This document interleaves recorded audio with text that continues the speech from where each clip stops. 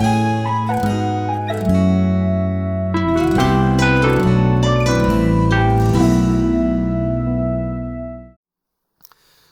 이 시간에 주신 하나님의 말씀 누가복음 15장, 신약성경 누가복음 15장 17절에서 24절까지 우리 말씀을 다 같이 한 목소리로 우리 말씀을 받들어서 합독하도록 하겠습니다. 누가복음 15장 17절부터 24절까지 말씀입니다.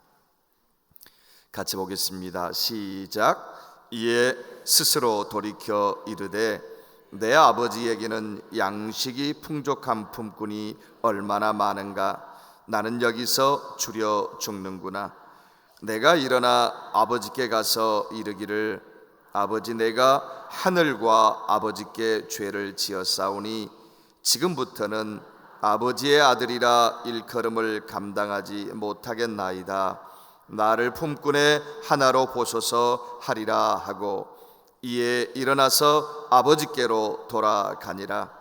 아직도 거리가 먼데 아버지가 그를 보고 측은히 여겨 달려가 목을 안고 입을 맞추니 아들이 이르되 아버지, 내가 하늘과 아버지께 죄를 지었사오니 지금부터는 아버지의 아들이라 일컬음을 감당하지 못하겠나이다 하나 아버지는 종들에게 이르되 제일 좋은 옷을 내어다가 입히고 손에 가락지를 끼우고 발에 신을 신기라.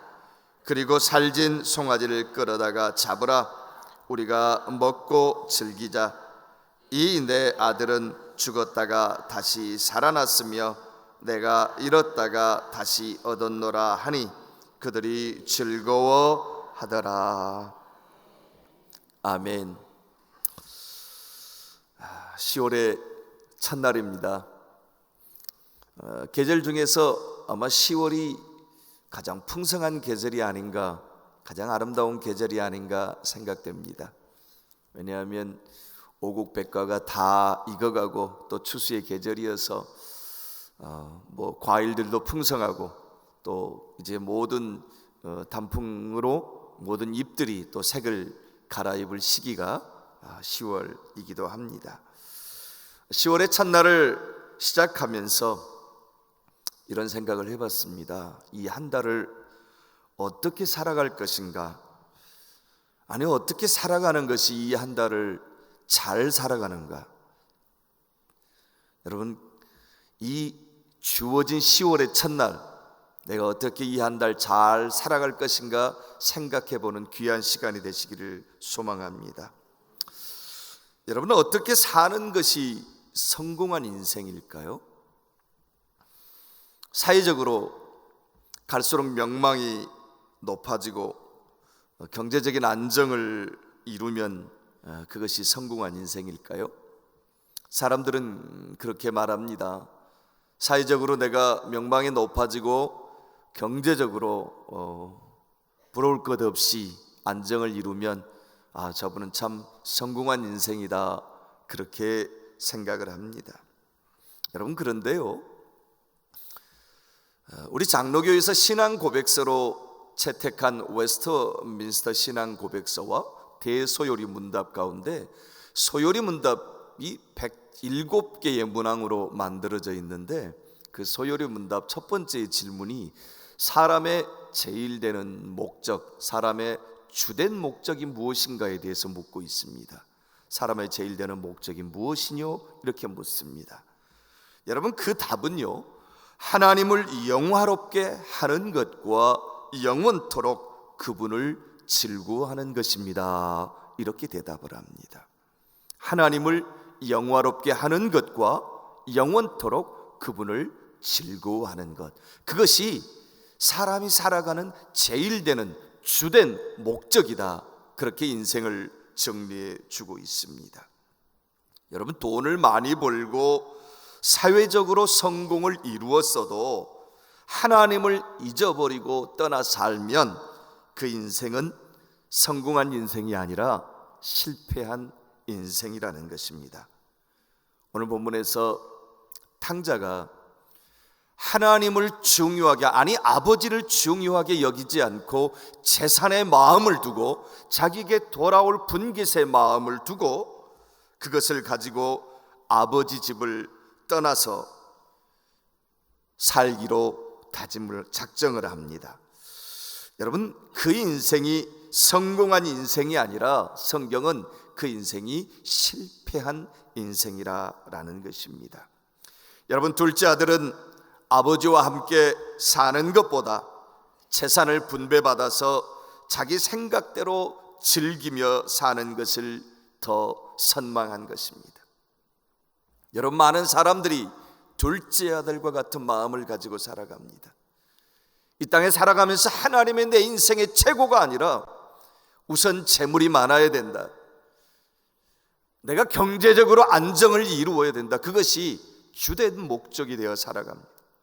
공부를 하는 목적도, 내가 직장에 다니는 목적도, 인생을 살아가는 목적도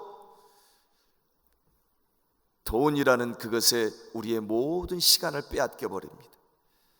하나님이 우리에게 주신 인생이라는 소중한 시간을, 거의 모든 시간을 돈에다 집중하고 거기에 그것을 보는데 모든 시간을 빼앗겨 버리고, 그리고 그것이 잘 사는 인생이라 생각을 하며 살아가는 것입니다. 여러분, 물론 재산은 소중한 것입니다. 삶에 있어서 가장 중요한 도구 중에 하나임이 분명합니다. 현 시대를 살아가는 사람들 중에서 그 어느 누구도 돈의 중요성을 부인하는 사람은 없을 것입니다. 그러나 오늘 본문이 말하고자 하는 것은 재산이 소중한 것이지만 아버지 집을 떠난 것과 비교할 수는 없다는 것입니다. 여러분, 둘째 아들이 유산을 상급하게 아버지에게 요구합니다. 그리고 아버지를 떠나려고 하는 강렬한 욕망이 그 속에 있었습니다. 그래서 그 욕망 때문에 아버지에게 아직 때가 되지도 않았는데 자신에게 돌아올 분깃을 요구합니다. 여러분, 이 둘째 아들에게 아버지를 떠나려는 그 강렬한 욕망을 누가 심어줬을 것 같습니까? 그 마음속에 아버지를 떠나려는 강렬한 욕망, 아버지에게서 자기에게 돌아올 분깃 쟁취해서 아버지 집을 떠나서 먼 곳으로 가서 자기 혼자 멋지게 살아보겠다, 그런 욕망을 누가 그 마음속에 심어줬겠습니까? 여러분, 사탄입니다. 사탄이 그 마음속을 충동질해서 아버지 집을 떠나게 만든 것입니다. 여러분, 오늘날도 수많은 사람들에게 사탄은 충동질해서 아버지를 떠나게 만듭니다. 세상이 더 멋지다, 그곳에 가야 성공을 이룰 수 있다. 언제나 우리 속에 파고들어서 우리의 마음을 하나님과 분리시키려 하고 하나님을 떠나게 만들려 하는 것이 사단의 책략인 것입니다. 낙원의 삶을 살았던 에덴 동산에서 하나님의 말씀을 어기고 선악과를 따는 범죄를 유도한 것이 그 사탄이었습니다. 그래서 그 유혹을 받은 아담과 하와가 하나님의 말씀을 어기고 사탄의 유혹에 마음을 빼앗겨 스스로 하나님의 곁을 떠나는 그런 결정을 합니다. 그리고 말씀을 어기고 선악과를 따고 하나님의 곁을 떠납니다. 여러분, 탕자도 그 사탄의 유혹에서 벗어나지 못하고 아버지 곁을 떠나기로 결단한 것입니다. 로마서 1장 28절은 이렇게 말씀합니다. 또한 그들이 마음에 하나님 두기를 싫어하며 하나님께서 그들을 그 상실한 마음대로 내버려 두사 합당하지 못한 일을 하게 하셨으니 그랬어요. 여러분 보세요. 그들이 마음에 하나님 두기를 싫어하며 하나님 두기를 싫어하는 마음이 그들 속에 충만하게 채워지니까 하나님께서 그 상실한 마음을 그대로 내버려 두십니다. 그리고 결국 하나님의 곁을 떠나게 되는 것입니다. 둘째 아들은 그렇게 아버지를 떠납니다. 오늘 보면 13절 말씀을 보니까 그 후 며칠이 안 되어 둘째 아들이 재물을 다 모아 가지고 먼 나라로 갔다 그랬습니다. 여러분, 근데 어떤 번역본에는 재물이라는 단어가 나와 있지 않고 다 모아 가지고 먼 나라로 갔다 이렇게 표현하고 있습니다. 여기서 다라는 이 단어에 우리는 집중을 해볼 필요가 있습니다. 헬라어로 판다라는 그런 단어인데 all, 그러니까 우리의 모든 것, 영어의 all이라는 겁니다. 전부. 재산뿐만이 아니라 아버지하고 관계, 가족과의 관계, 아버지하고 사랑을 나누었던 것, 아버지하고 함께 있을 때 누렸던 추억들, 이 모든 것들을 전부 다 거둬들여서 모아가지고 떠나버렸다는 겁니다. 다시 말해서 모든 관계를 정리하고 끊어버리고 떠났다는 것입니다. 여러분, 둘째 아들은 이제까지 자기와 연결되어 있던 아버지와 관계의 모든 끈을 끊어버리고 아버지와 가족으로부터 멀리 떠나간 것입니다. 그리고 하나님과 상관없는 삶을 살아갑니다. 그 삶을 성경은 잘 사는 삶이라 말하지 아니하고 허랑방탕한 삶이라 그렇게 표현하고 있습니다. 여러분, 우연이었을까요? 그렇게 허랑방탕한 삶을 살고 있는데 14절에서 이 둘째 아들이 재산을 다 없앤 후에 그 나라에 흉년이 들었다 그렇게 표현하고 있습니다. 우연은 아닌 것 같습니다. 왜냐하면 구약 성경에서 흉년은 종종 하나님의 징벌로 인하여 나타나기 때문에 그렇습니다. 여러분, 하나님은 아버지 집을 떠나서 허랑방탕한 삶을 살고 있는 둘째 아들을 징계해서 그가 깨우치고 돌이키게 하기 위해서 심한 흉년을 도구로 사용하신 겁니다. 그 흉년 가운데 그가 고통을 느끼면서 비로소 아버지 집의 풍성함을 생각하게 만드는 것입니다. 여러분, 15절에 탕자가 어떻게 살고 있는지 그 모습이 나타납니다. 흉년이 다가오고 그에게 곤고한 인생이 시작되자 그가 어떻게 살아가고 있는지 15절에 나타납니다. 그 나라 백성 중 한 사람에게 붙여 사니 그랬어요. 여러분, 아버지 집에서 자신의 분깃을 가지고 떠나서 정말 멋지게 살아볼 것 같았는데, 아니 정말 멋있게 하나님과 상관없이 그냥 그렇게 성공한 인생을 살 줄 알았는데 떠나가서는 어떻게 하고 있다고요? 그 나라의 백성 중 한 사람에게 붙여 살고 있다. 그 사람은 누군데요? 탕자가 붙여 살고 있는 그 사람은 누군데요? 그 사람은요, 돼지를 치는 사람이었어요. 여러분, 돼지는요, 유대인들이 가장 가증스럽게 여기는 짐승 중에 하나입니다. 그것을 치는 직업은요, 당시에는 좋지 않게 생각하는 부정한 직업이라 생각을 했습니다. 아버지 집을 떠나서 탕자가 살고 있는 삶의 모습이 뭐냐면 부정한 형태의 삶을 살고 있다는 거예요. 온전한 삶이 아닙니다. 아버지께 붙어 살아야 될 아들이었습니다. 하나님의 사람은요, 하나님께 붙여 살아야 됩니다.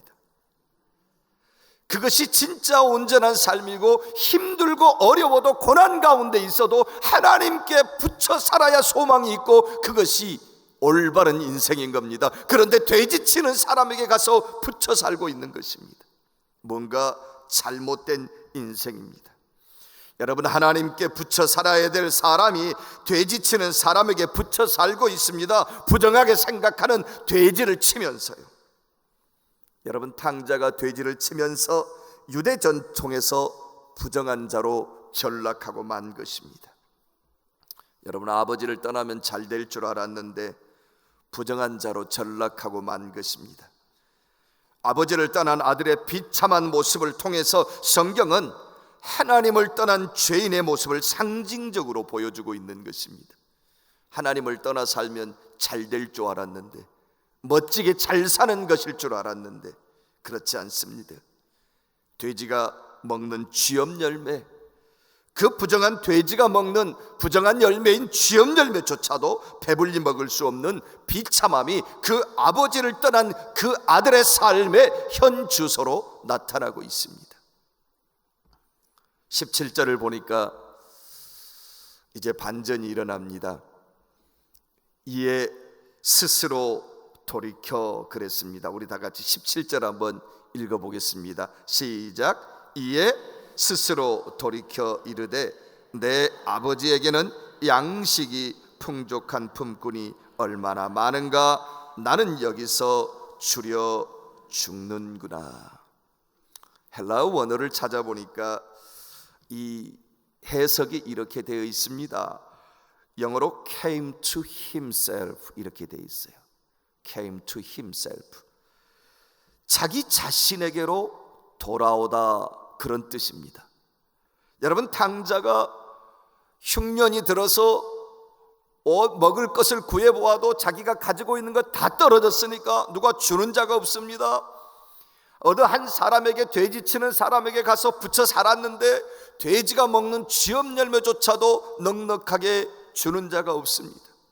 배고픔의 고난과 또 인생의 바닥으로 떨어진 비참함 속에서 자기 자신이 돌이켜 생각합니다. 아니, 자기 자신에게로 돌아갑니다. 내가 누구인가? 내가 지금까지 무엇에 사로잡혀서 살았는가? 여러분, 탕자는 어쩌면 지금까지 사탄의 충동질하는 그 온갖 그 충동질에 사로잡혀서 아버지 집을 떠났고, 그래서 계속 그 정신에 사로잡혀서 그렇게 살았는데 고난과 고통을 통해서 제정신을 차린 겁니다. 자기는 양식이 풍족한 아버지의 아들이잖아요. 자기가 누구인지를 깨닫게 됩니다. 그래서 이에 스스로 돌이켜 그랬습니다.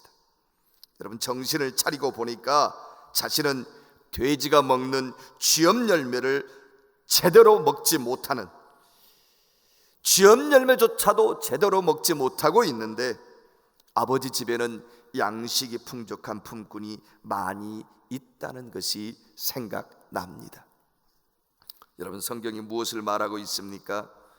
아버지를 떠나서 궁핍함 가운데 있는 아들에게 양식을 제공할 수 있는 자는 자기가 붙여 사는 돼지 치는 자의 주인도 아니고 세상도 아니고, 그 양식을 줄 수 있는 그분은 바로 아버지뿐이라는 사실을 일깨워주고 있습니다. 아버지께로 돌아가야 그 탕자는 도움을 받을 수가 있다는 사실입니다. 여러분, 하나님을 떠나 사는 사람에게 영적 굶주림을 해결할 양식을 줄 수 있는 분은 오직 하나님 한 분뿐이라는 것을 상징적으로 보여주고 있는 것입니다. 탕자는 아버지께로 돌아가야 그 혜택을 누릴 수 있다는 사실을 깨닫습니다.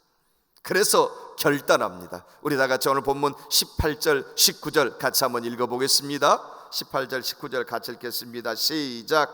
내가 일어나 아버지께 가서 이르기를 아버지, 내가 하늘과 아버지께 죄를 지었사오니 지금부터는 아버지의 아들이라 일컬음을 감당하지 못하겠나이다. 나를 품꾼의 하나로 보소서. 아멘. 여러분 보세요.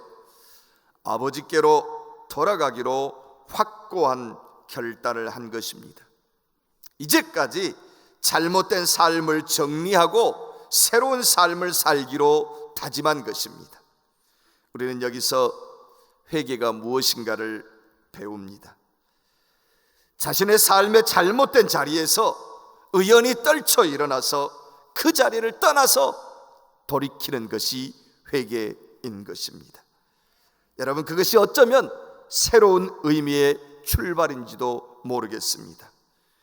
여러분, 오늘 10월 첫날을 출발하면서 나는 어떤 출발을 해야 될까? 나는 이 10월 하나님이 주신 놀라운 풍성함 속에서 이 풍성한 계절 속으로 여행을 시작할 터인데 어떤 출발을 해야 될까? 여러분, 탕자가 이런 결심을 합니다. 내가 하늘과 아버지께 죄를 지었사오니, 그렇습니다. 여러분, 여기서 우리가 중요하게 생각해야 될 단어가 아버지라는 단어입니다. 여러분, 이 아버지라는 단어가 헬라어로 파테르, 그렇게 말합니다. 파테르. 그런데 이 탕자가 아버지를 부르는데 중요한 이 파테르가 두 번 나타나는데 언제냐면 12절에 파테르가 나타납니다. 12절에 파테르가 나타나는데 그 12절의 파테르는 뭐였냐면 그 둘째가 아버지에게 말하되 아버지여, 재산 중에서 내게 돌아올 분깃을 주소서. 얼마나 당당하고 뻔뻔하고 뭔가 매몰차게 가서 염치도 없이 자기가 당연히 아버지 앞에 받아야 되는 것처럼 당당하게 가서 아버지여 파테르 이렇게 부르짖습니다. 그런데요, 21절에 보니까 또 다른 파테르가 나오는데 같이 21절을 읽어보겠습니다. 시작. 아들이 이르되 아버지, 내가 하늘과 아버지께 죄를 지었사오니 지금부터는 아버지의 아들이라 일컬음을 감당하지 못하겠나이다. 여러분 보세요. 이 21절의 파테르는 다릅니다. 12절의 파테르는 고집과 욕망으로 가득 찬 상태에서 부르는 아버지 파테르였다면 21절에서는 회심과 통한 가운데 온갖 인생의 고난과 고통을 겪어보고 자신의 인생의 주인이 누구인가? 그 아버지 파테르입니다. 지금부터는 아버지의 아들이라 일컬음을 감당하지 못하겠나이다. 아들에게 있어서 그의 아버지는 예전에 당당하게 분깃을 달라고 주장할 때의 그 아버지가 아니라 회개하고 다시 돌아온 아들의 마음 속에서는 아버지가 비로소 주인으로 인식되기 시작한 것입니다. 여러분, 우리는 하나님 아버지를 뭐라고 부릅니까? 어떤 파테르로 부르십니까? 여러분, 우리의 기도 가운데 어떤 파테르로 하나님 아버지를 부르십니까? 당연히 내게 무언가를 주셔야 될 아버지, 그 파테르입니까? 당당하고 고집과 욕망으로 가득 찬 상태에서 파테르, 그 아버지를 부르면서 내게 무엇을 해결해 달라고 부르는 아버지입니까? 아니면 고난과 역경 가운데서 온갖 어려움을 겪고 비로소 자신의 인생의 주인이 누구인가를 깨닫고 이제 다시 돌아와 아버지, 내가 하늘과 아버지 앞에 죄를 지었사오니 하면서 부르는 주인으로 인식되기 시작한 그 아버지 파테르입니까? 저는 저와 여러분이 이 10월의 한 달을 살아가면서 당당하게 부르는 아버지가 아니라 우리의 주인으로 인식된 아버지, 그 파테르 아버지를 부르시게 되시기를 주님의 이름으로 축복합니다.